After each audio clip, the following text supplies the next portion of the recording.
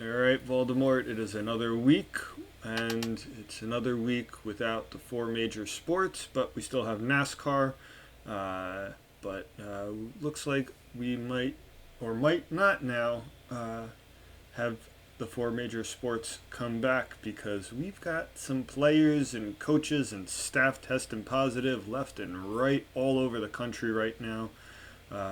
What's going on with this? It's a mess that over the last week, coinciding with the United States uprise in cases, that it finally the inevitable happened, in which it infiltrated the camps.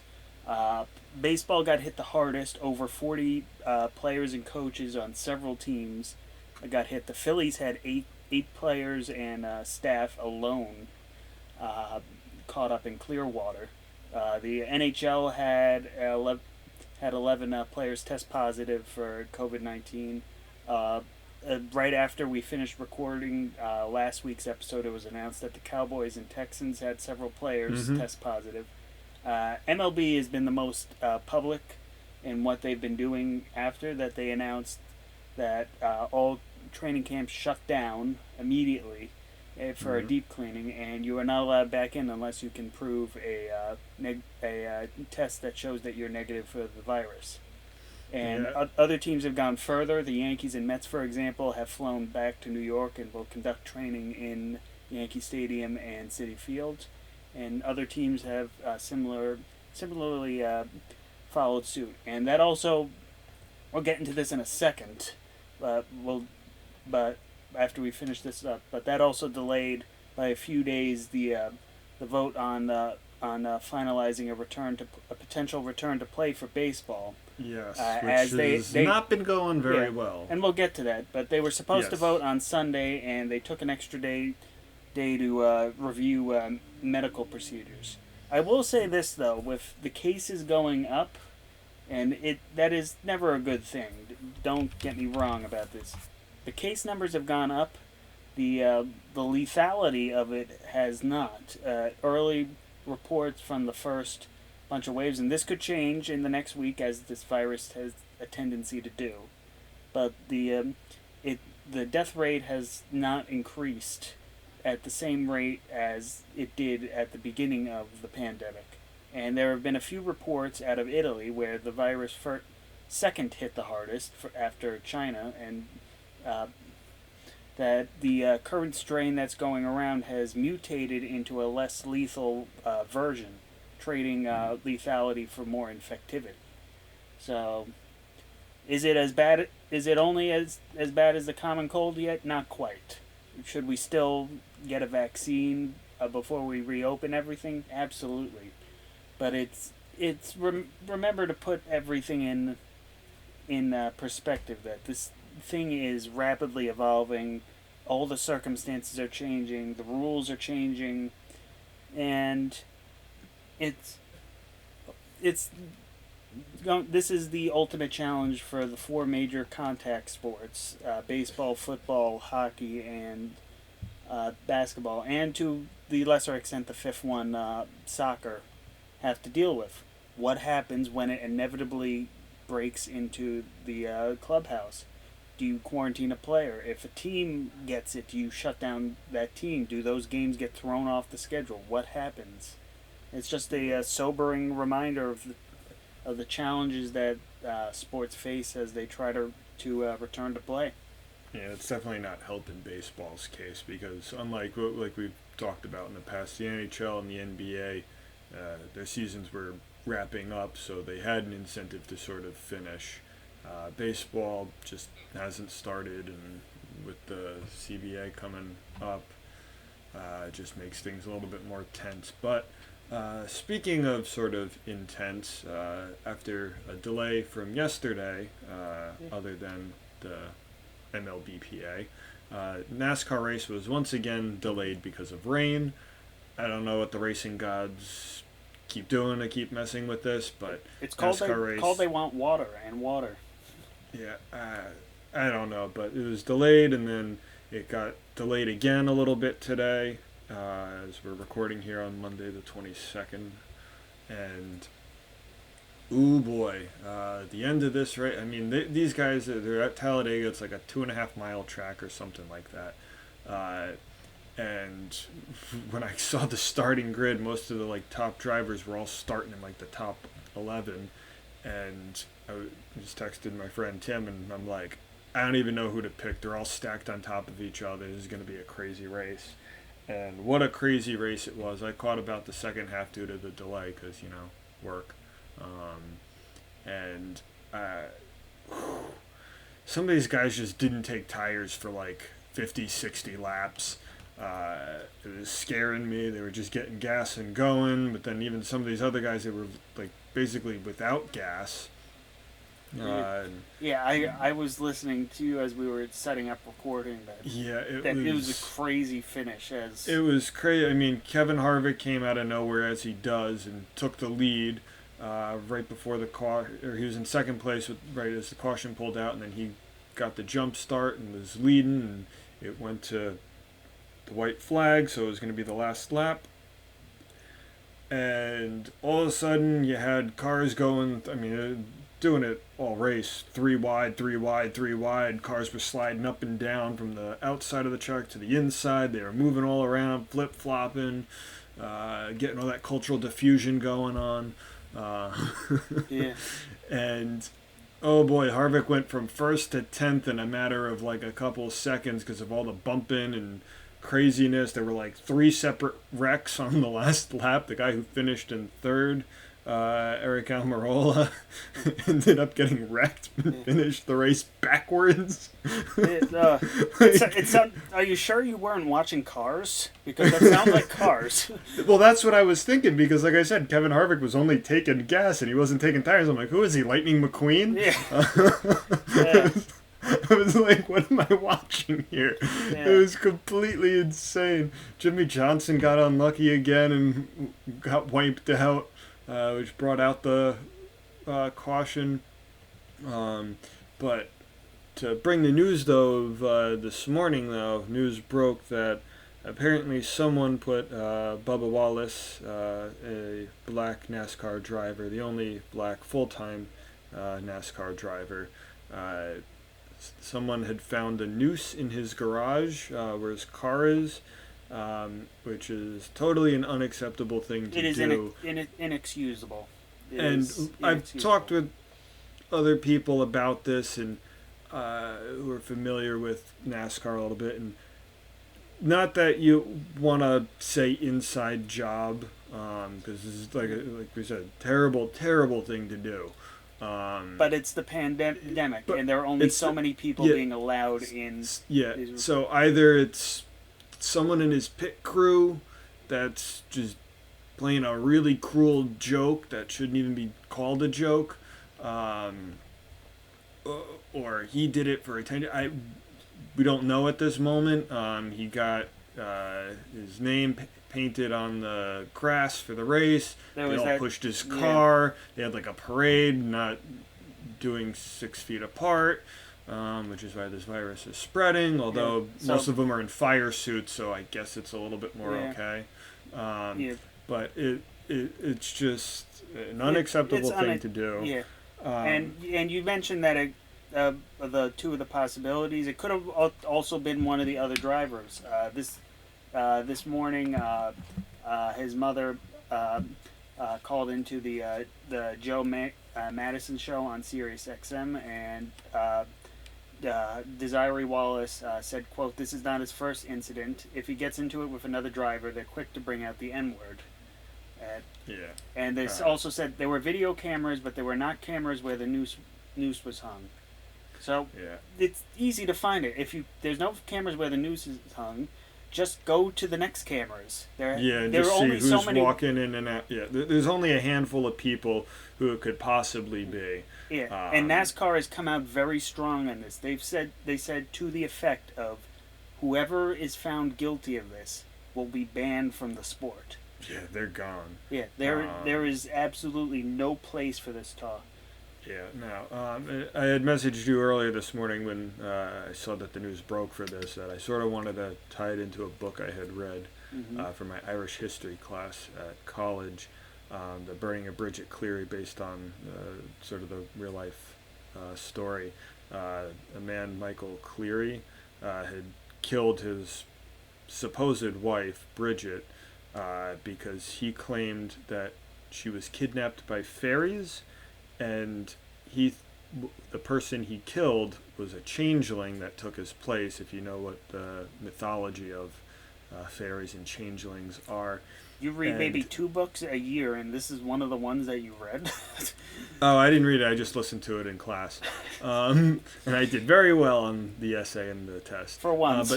But this took place in 1895, and 1895 for us might seem like a forever ago, but 1895 is a time where people definitely should not be believing in fairies.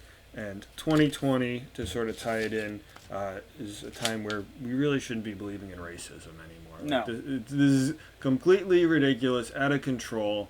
I don't know what's wrong with... I don't even want to call them people at this point, because like they're just like monsters, just acting out, being ridiculous, insulting the intelligence of everyone else. No. This just needs to come to a stop, just like the virus.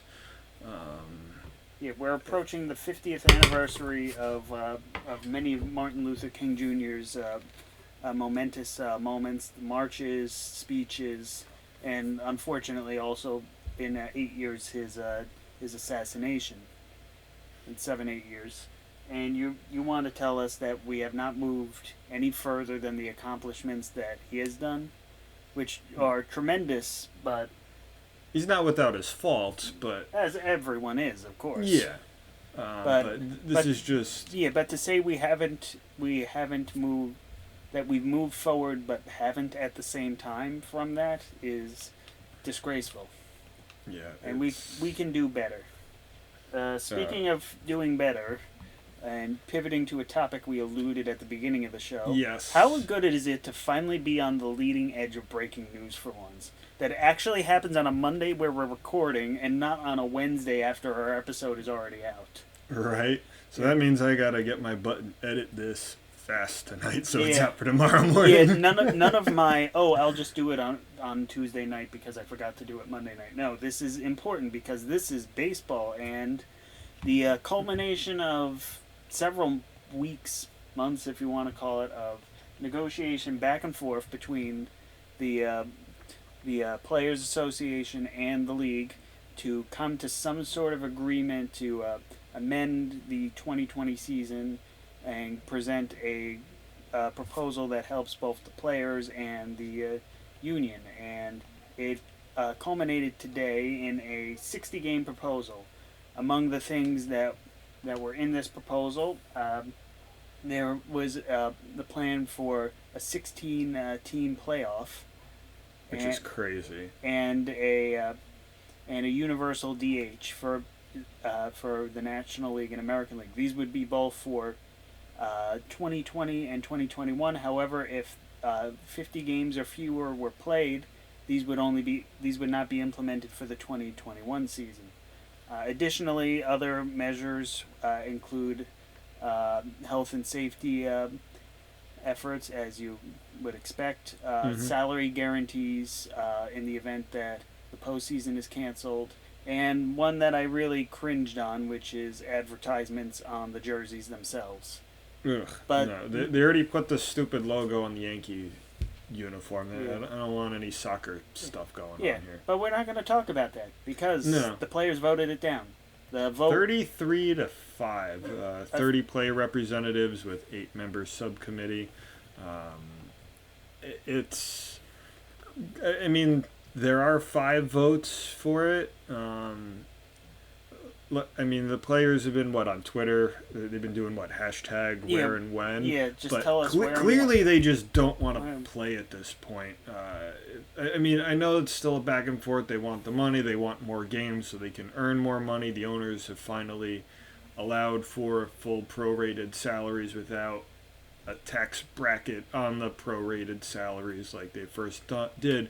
But what the problem is because the owners, from my understanding, only really want to pay the players so much money, which is why they're finally given the prorated, but it's like so less of games. It's basically the same amount they would have paid them anyway if they had agreed to longer games, but a reduction. And Yes. to the effect, the players are concerned of stuff like the universal DH and expanded playoffs being just given away as a temporary, and then in the next collective bargaining agreement, which they have to start negotiating because it runs out in the spring of next year, so less than a year from now, that they say, oh, well, it worked this year, we're just going to put it in there and you can't argue. They don't want to give up those bargaining chips without Although without Mason just compensation. would disagree. Yeah. But here's a statement from the Players Association. Quote, the MLBPA Executive Board met multiple times in recent days to assess the status in our efforts to resume the 2020 season. Earlier this evening, the full board reaffirmed the players' eagerness to return to work as soon as safely as possible. To that end, we anticipate finalizing a comprehensive set of negotiations and safety protocols with Major League Baseball in the coming days, and we await word from the league on the resumption of spring training camps and a proposed 2020 schedule. While we had hoped to reach a revised back-to-work agreement with the league, the players remain fully committed to proceeding under our current agreement and getting back on the field for the fans, for the game, and for each other, end quote. So they're still talking, and they're still hammering out some health and safety things, which is why originally it was expected that Rob Manfred would speak tonight, whichever way the vote went on what would happen to the season. But that is not expected tonight. That is not expected tomorrow. Instead, as we are recording right now, Manfred is meeting with the 30 controlling parties of the ownership groups of each team, and to discuss the next steps, if any are going to be taken, to try to get a season. Now, Manfred does have a tricky line to walk here. That, on one hand, the health and safety things and the virus resurgence itself could provide cover for the league in a shortened or completely eliminated season if they decide to go down that route. However, per the infamous March agreement, the commissioner has to act on good faith to try to get any type of season possible to the maximum amount of games that is safe to do so. And one of the big stumbling blocks on this negotiation process is that the owners wanted a agreement from the players' union that they will not file a grievance after the season saying that they negotiated in bad faith. But now with no agreement, there is no provision on that, so the players are more than able to, should they want to file a grievance, and once that works its way down the line, it usually takes a year or two if past grievances are a case, that could be a massive, not only a massive settlement that could potentially happen, it also just stokes the flames of distrust and that have been going on as they need to negotiate a new contract. yeah, I mean, my obsession earlier this spring, Trevor Bauer, he tweeted out, "It's absolute death for this industry to keep acting as it has been. Both sides. We're driving the bus straight off a cliff. How is this good for anyone involved? COVID-19 already presented a lose-lose-lose situation, and we've somehow found a way to make it worse. Incredible facepalm emoji." I mean, Trevor Bauer sort of, I think, hit it on the nail right there. Yeah. It's just both sides are being ridiculous. I think the owners are more at fault. I've used the comparison my first winter at the print shop. It was really, really slow for a couple months, but I was still getting paid what was there, even though like no jobs were showing up. I mean, the players have agreed that they'd only get paid for the games they'd play for, but that the owners didn't want to do that to begin with, and they only wanted to hand them out a certain amount of money as a straight flat fee. That's just wrong on their part. I think the owners are more at fault. But the players at this point, they, like I said earlier, they're doing when and where. Yeah. But I don't think they're sort of conceding at all. I know they definitely want to play more games so they can make more money, but at this point, they should know that the owners aren't really budging on anything. And Yeah, and if anything, right now at this point, if I'm the players, I wouldn't agree to anything because it's completely ridiculous at this point. You're going to be making almost nothing. I mean, then again, you want to make some money, but at that point, what's the cost effective of playing all those games, not being ready, rushing back, and then if it is 50, 60 games, it's not a 162 game thing where you can like not win all your games. Like you have to win most of your games to do this. I mean, the playoffs would be expanding to half the league, but at that point, you're playing and teams get hot and not around that 60 game mark. I mean, you see it all the time. Teams are leading it out after like 60 games, and then all of a sudden you get to the All-Star break and someone makes a mad sprint from there or right after that 80 games. I'm not really too excited about this because the best teams I don't think are going to be in position. They're going to go up against some teams that probably shouldn't make it all the way through, and they're going to pull some sort of Houdini and possibly win the World Series and probably not deserve it. Yeah.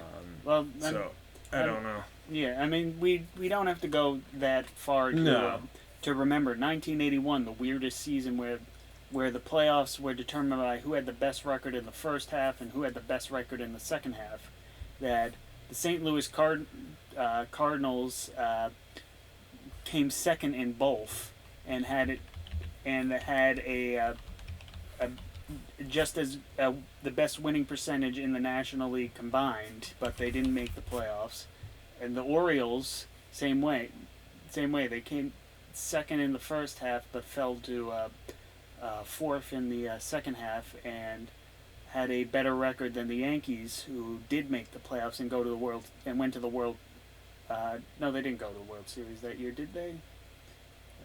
You said 89, right? 81. Yes, they did. Sorry. 81. Yeah. Similarly, the Kansas City Royals got in with a 50-53 record on the strength of they were 30-23 in the second half for the best record in the AL West, behind the meaning this meant that the White Sox and the Rangers that had better records than the Royals did not get in. And the biggest travesty, the best record in baseball that year was the Cincinnati Reds, 66-42 in the West. Did not make the playoffs. They had the second most. They were a half game behind the Dodgers in the first half. They were a game and a half behind the Astros for the second half. So the best record in baseball did not make the playoffs in 1981. And you could see similar bizarre situations in whatever we see. How does that, I don't think I've heard this one. How does that work? What? Well, it was to try to rectify how they had a strike from June 12th to July 31st that wiped out a month and a half of the season. And but how do you reseed doing that? Why wouldn't you just continue? Basically, it was the first half. They had, this was well before divisional play, in the post 1990 the 1997 or 1995, whatever you want to call it. I don't remember. Yeah, but the wild card. Basically pre-wild card era. They basically said the best record in the first half and the best record in the second half are the ones that go to the playoffs, regardless of whether the Cincinnati Reds actually have a better record than anyone else. Sorry, you don't make it in. And you could see similar things in this season. Who's to say that, remember last year, the Pittsburgh Pirates were 500 and were on the cusp of a playoff spot before they fell off a cliff at the end of the year. Who's to say that say a team that's on the edge and doesn't, say the Angels don't get really hot, say the White Sox, or say even the Royals, the Orioles, or the the Marlins. Those are long shots, but all you have to do is be hot enough for long enough. Well, I mean, what was it? I think last year, the year before, the Mariners, they were like contending for the AL West title. They were one of the top teams in the league for like up until the All-Star break, and then they completely crashed and burned. Yeah. So I mean, at this point, it's a sprint. You get there, and then it's a crapshoot. Yeah. At that point. Yeah. But because baseball just runs that way sometimes. Yeah. But we'll see that we'll definitely have stuff next week regarding this, especially since the idea is to try to get an opening day at some point around, as I pull up my schedule, around the week of the 27th of July. So somewhere around that Wednesday, the 29th of July, to try to start whatever type of sprint they want to get as many games in as possible for the season. But we'll see on that. A few other things of note regarding we talked about in the past whether some players will sit out the season that are in positions to go when it resumes, and the NBA's had its first couple of players. David Bertans of the Washington Wizards and the Trailblazers, Trevor Ariza. Both have different situations.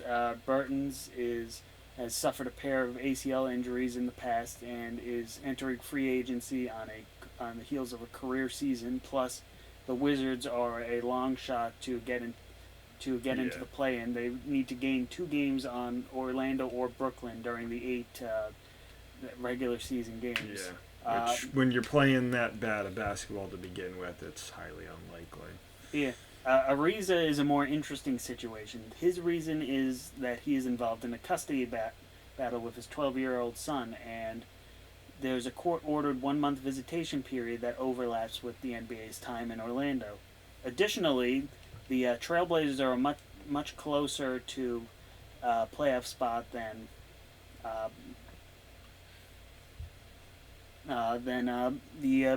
the Wizards are. They are 3.5 games back of the Memphis Grizzlies, and to get into the play-in tournament, all they need to do is stay within 4 games of Memphis and hang on to that number 9 seed. So the Trailblazers picked him up at the trade deadline. He has done well for them, averaged 11 points per game, and now they're going to have to go without him to try to push into the NBA playoffs. Yeah, I mean, unless if he wants to join Kyrie Irving's players-only league that he's stupidly suggesting, which I'm pretty sure would violate their current contracts.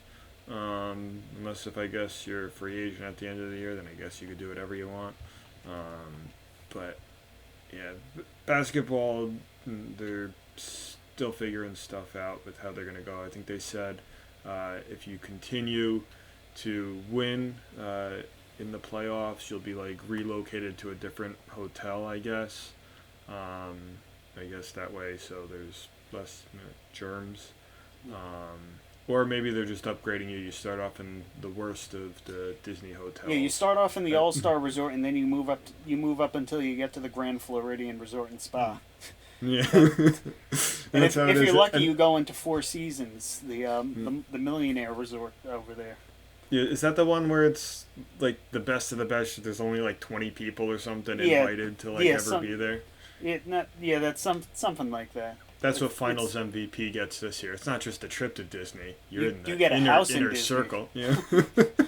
Forget the car. Yeah, and then I guess the last thing we have, unless you have anything else. Unless if it's hockey. No, it's the juicy tabloid news of the ongoing saga between Alex Rodriguez, Jennifer Lopez, and Fred Wilpon. Because A-Rod and Lopez and Jennifer Lopez have a new billionaire on their side. The 51-year-old Queens native and founder of the Glacier / Energy brands. More, you might know him for vitamin water, Mike Rapole. If you've never heard of that name, don't be surprised, because I've never heard of that name before. Yeah. Well, he sold his business to Coca-Cola for like $4 billion. So Yeah. I mean, he must have done something right in his Yeah. life. It's noted that it is not the first time that he's expressed interest. He previously uh, uh, voiced his desire in 2011, but did not make a formal bid, which probably, considering how the Wilpons have acted in negotiations in the past, is for the best. And despite the fact that Rapal's $1 billion net worth is bigger than the combined worth of A Rod and J Lo, uh, A Rod and the baseball pop duo will still be the designated control owners. And as we have covered in the past, the only real other group that's come out is Josh Harris and David Blitzer, who Yeah, so you the know as the 76ers and the Devils. which I find a weird combination to own, but I guess if you're Just add the in Mets that on southern Jersey area, then I guess you would root for them. Unless, well, I guess you'd be a Flyers fan. Yeah, that's a but weird I-95 corner if that would happen.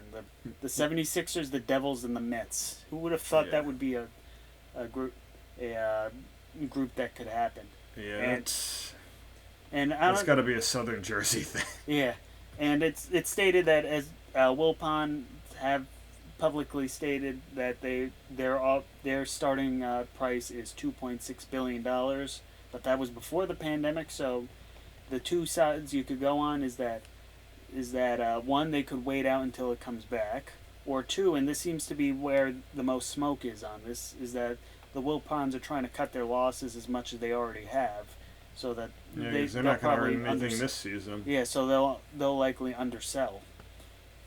Yeah. But yeah, that is a week in sports, and Yeah. Well, for the NHL, that they had 10 finalists. The Columbus Blue Jackets, their stadium in Columbus, they were informed today, Monday, that Columbus will not be one of the NHL hub cities, including so Las Vegas is now considered the U.S. favorite to host.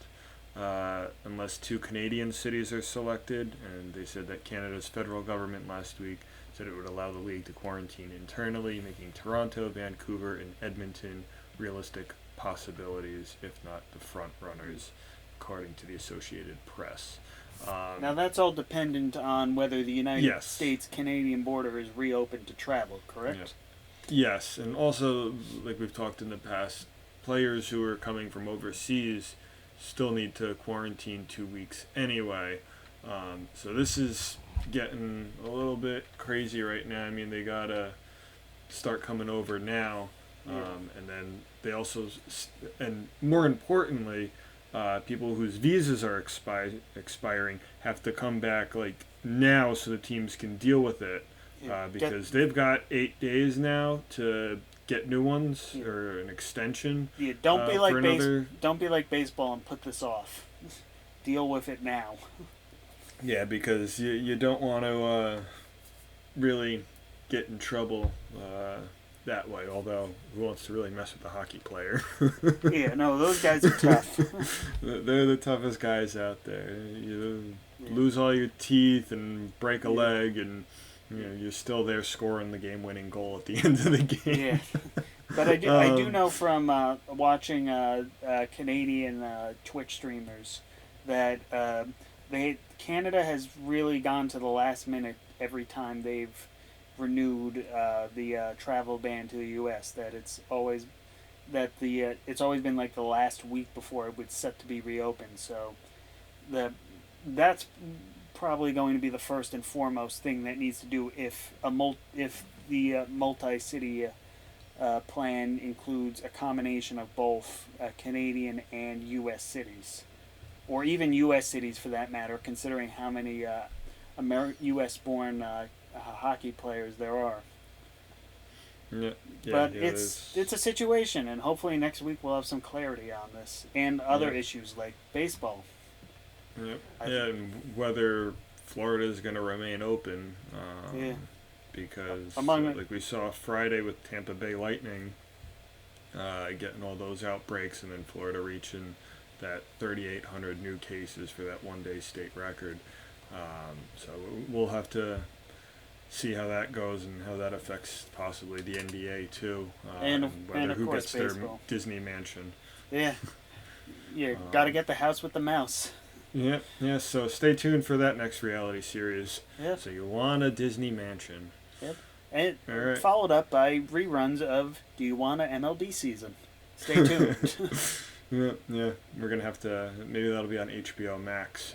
Baseball seasons in the past. Yeah. All right, Voldemort. I will not see you, but I will talk to you eventually. Maybe when we do game night eventually. Yep. I don't know. Get Or if Chris gets the movie night going and Owen decides to stop flying planes. Yeah. Hopefully by that time I'm not already back to work and out completely shooting my availability. But until then, catch you later.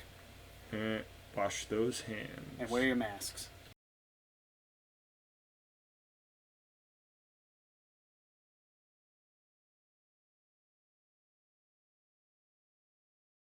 Alright, so this addendum is because literally just as we finished recording, news broke per Bob Nightingale of USA Today. This has not been officially announced yet by Major League Baseball, but Bob Nightingale reports that, quote, MLB has decided to play a 60-game season if the union agrees to have their players report by July 1st and they agree on the safety and health protocols in their operating manual.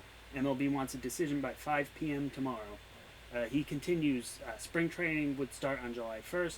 The 60-game regular season would start the weekend of July 24th and 26th. A universal DH will be in effect because this was agreed upon as part of health and safety protocols, but will not be part of baseball in 2021. This has been approved by the owners, and all that is waiting on is for players to sign off on the health and safety protocols. Joe, All right. is baseball finally coming back? Is this finally it? All that's left. I don't know. Yeah, we've had a lot of twists and turns, but health and safety seems to be. If they can see eye to eye on this, it seems like everything else is in agreement. This is as close as we've come to baseball happening in 2020 since Rudy Gobert came down with coronavirus way back in the middle of March. Yeah, I mean, I'm definitely excited. Although, what did they say?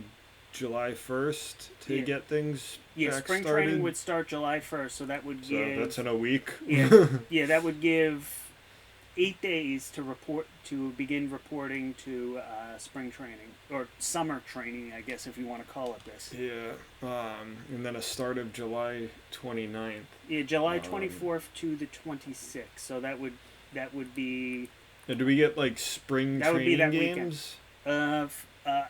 From what I've heard, they would try to keep those games to a minimum.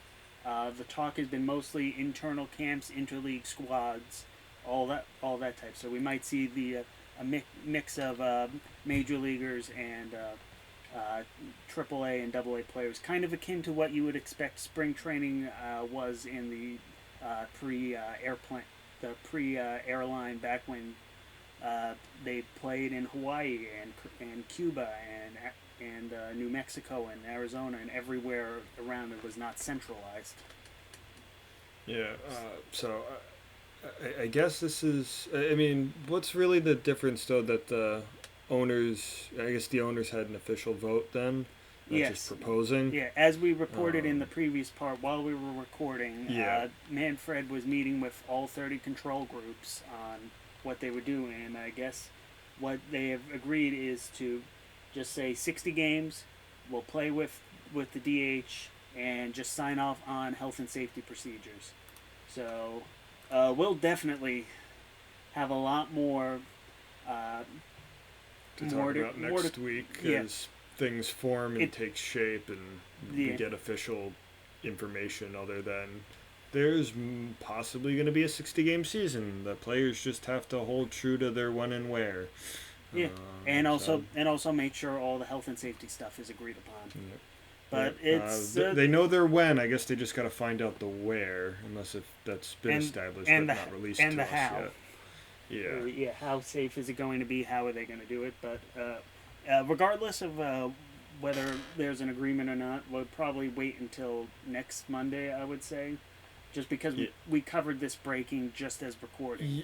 Yeah. So we'll wait until the dust is settled, and all the discourse has been put out. But it's a promising sign. It's the most promise we've had in a long time, and we'll wait to see that. So yeah, hopefully they don't implement some of those social distancing things I sent you a while back. I think it was for the state of Delaware to get Little League back, where the umpire had to be behind the pitcher but socially distant. You couldn't steal second base, so the first baseman wouldn't have to hold the runner on at first. Yeah, I think they would take. I think they take their cue from what the Korean baseball organization, the Chinese Professional Baseball League in Taiwan, and the Nippon Baseball League have in terms of their protocols. I'd imagine it would be something similar to those. So yeah, that's probably what it's gonna be. Yeah. But nevertheless, I'm excited for it. Hopefully we'll have a lot more information to all 6 billion viewers of you out there. Not 6 billion. 6 billion. All right. All right. So for sure this time we're done. We're done. Wash your hands. Don't check any updates until next Tuesday when we send out. There are no updates. Good. We're good. And before we got to get more. Bye. Okay. All right. Bye.